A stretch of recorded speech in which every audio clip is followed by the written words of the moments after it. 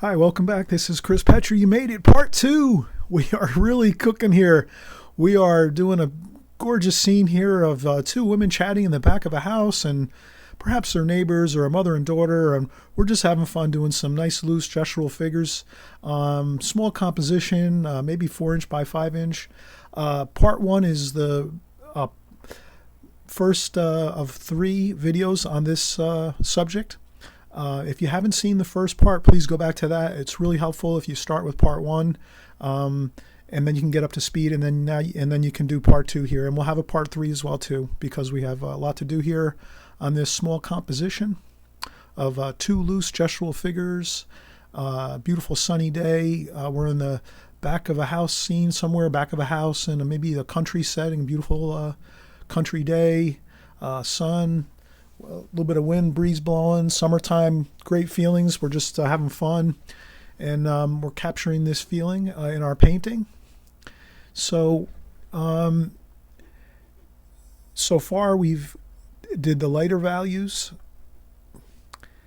So we started with a contour drawing, of course. The main focus was the 2 figures here, the 2 women. They're chatting in the backyard here. And we did the lighter tonal values, so we're doing a glazing technique here. So we're starting with lighter washes. We're mixing some beautiful colors all together for our house, tonal values on our house, and our roof back over here. This is the back section of the house over here. Kind of like a backdrop a little bit, gives us some depth to the painting. And we have a little bit of sky color up here. So while we were away, we let the painting dry at this stage. So we roughed in this area first. We painted in this lighter tonal value wash over the section of the house here and around the tops of the figure and the back of the one figure here. A little bit of bushes and some flowers and garden things here.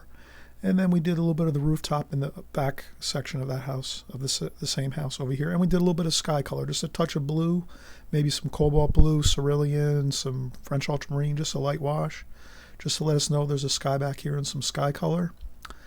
Okay, so now we'll start the video, and we're going to continue on. We've let this dry. We've taken a break. We've cleaned our palette, wiped off all the paint, so we can start with fresh new paint. Too much mixing of paint on the palette can tend to lead to very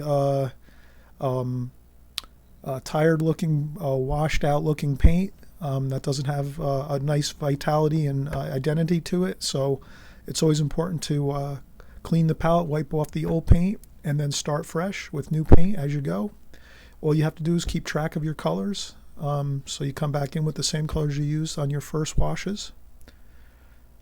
And no worries if you use the same colors. After a while, you'll tend to use the same colors probably in your palette, so you'll be able to keep a track of them a lot easier. In the beginning, if you're just starting out in watercolor, it's a little more challenging.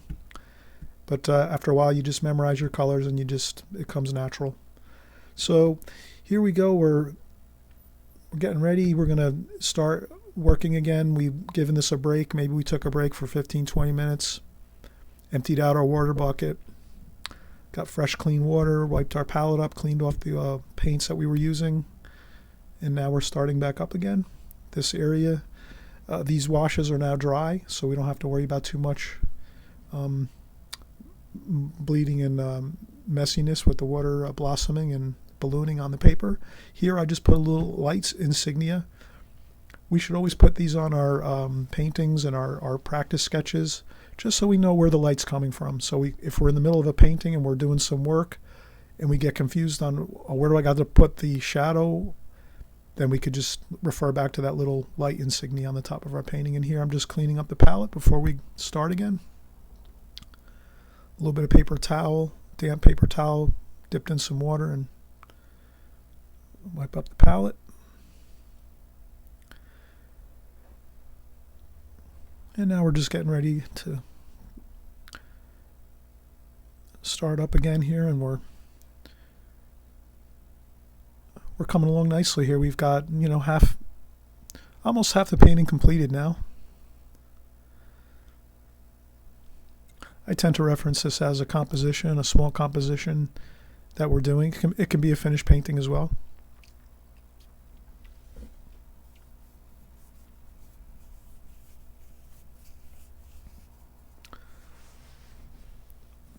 what I like to do is take some of the paint and put it onto the palette. So I'll say to myself, what colors was I using on the first washes? I recall back, and then I take those same colors and I put them on the palette again. So that when I start up here with this second set of washes that we're going to do, I have the same colors I used before.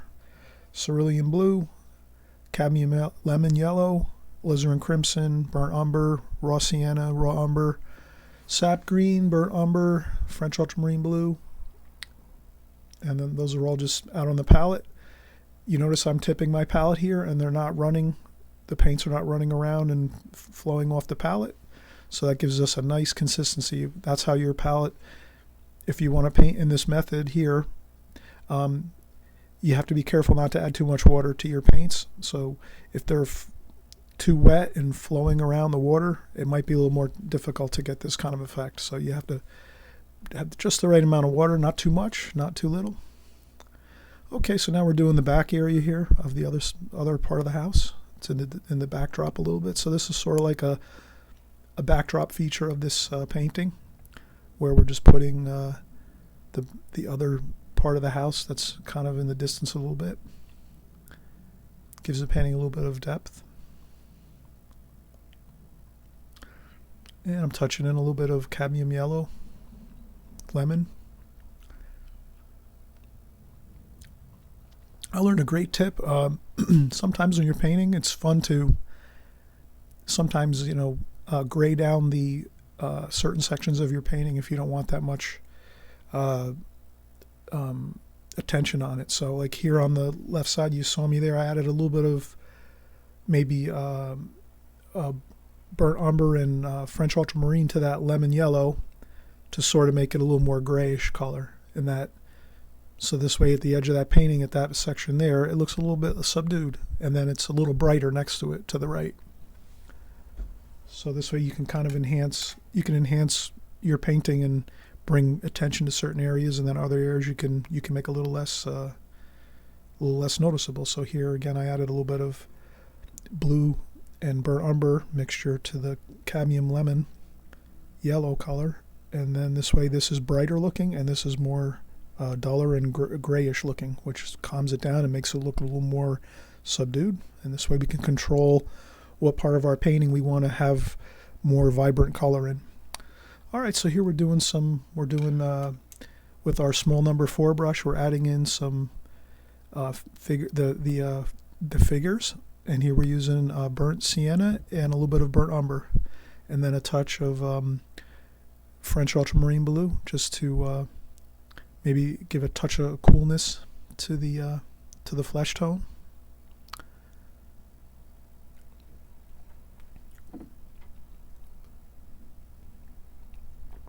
And I grade down the flesh tone here for the legs, because the legs are kind of not the focal point so much. Those are just the bottom portion underneath the dresses here.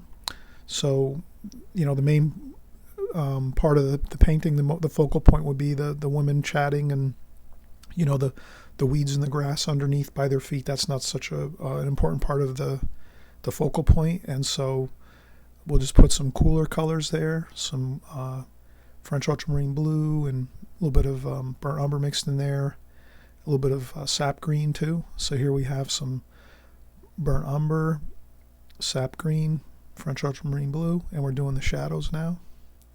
So here we just put the shadows in, and since the light's coming from the right, we always, if we need to ask ourselves while we're painting, where's the light coming from, we just look up to our insignia that we put up on the top of our paper to let us know, oh, the sunshine's coming from this side and then coming across the page. So the sun's up here in the sky over here, shining down this way, and this way the shadows are going this way. So the light is behind the figures or on the side of the figures, and the shadow goes across. Okay, so we're having fun. We're really coming along here. We're 3/4 of the way finished. We're adding some grass colors, some cadmium lemon yellow, and I'm going with some extra right out of the tube paint right here by the by the two figures,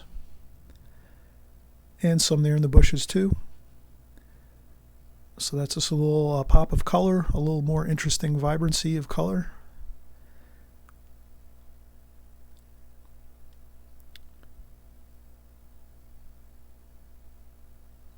And again, sap green, burnt umber, a little bit of French ultramarine in there for some nice earth tones, some earth color for the grass and the ground color. Here I'm going to leave some white paper. I tend to really like a lot of white paper in my pictures, so I just do a little bit of mending that darker ground color into the white paper there. And here I'm just going to block out, again, doing a negative shade painting. Again, we have that term, we love to use that as watercolors artists. Negative shade painting, we're painting around the subject and the subject appears.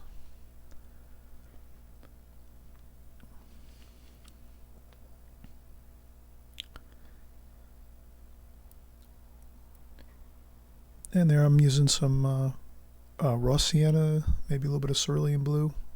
Here I'm going in to do some shadowing on the figures. So the white dresses they're wearing there, we have some French ultramarine blue, maybe some cobalt blue, and then a touch of burnt umber or a little touch of burnt sienna, just to gray down that blue a little bit, and then we can make our shadow colors. So here the shadow color is that cobalt blue, maybe that's cobalt blue, cerulean blue, and then some of the shadowing we can use that more vibrant blue.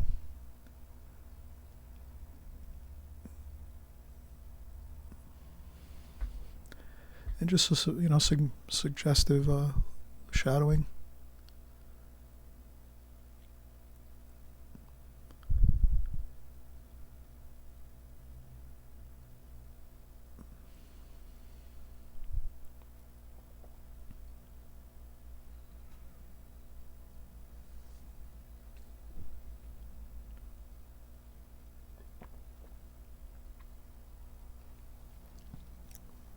I'm just doing some lines for maybe some indications of some pleats in the dress, and maybe another shadowing by the belt, by the waistline.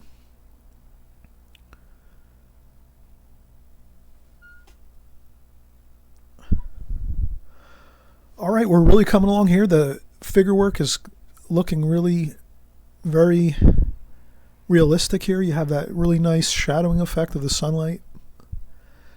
And we'll do some darker darks on those figures. Here we'll do some hair.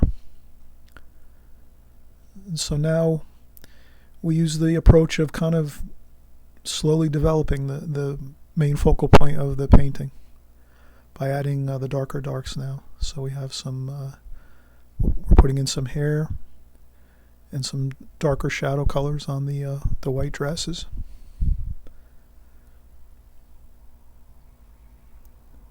And some cobalt blue for some shadowing.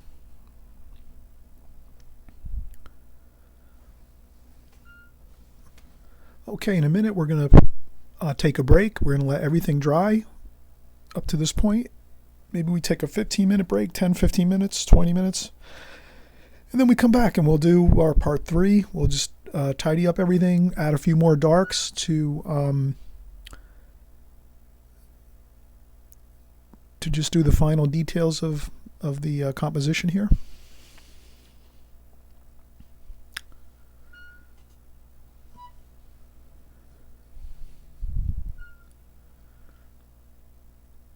That's another shadow along the shoulder of the figure to the left, and that would be the shadow from the sunlight.